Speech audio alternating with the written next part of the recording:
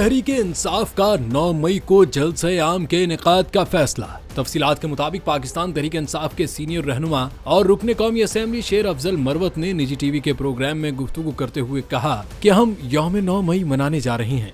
9 मई को जलसे आम करेंगे। वजीर आला KP के अली अमीन गंडापुर की ख्वाहिश है कि जलसा उनके हल्के में हो। शेर अफजल मरवत ने कहा कि 9 मई के जलसे में कौम को बताएंगे कि 9 मई के बाद गुज़िश्ता 1 साल में हमारे साथ क्या कुछ हुआ।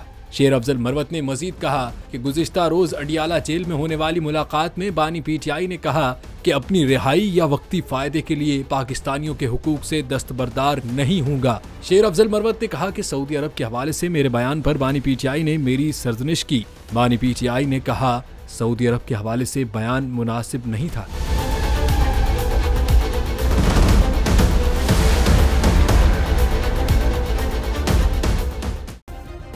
सब्सक्राइब करें और बेल दबाएं ताकि कोई खबर रह न जाए।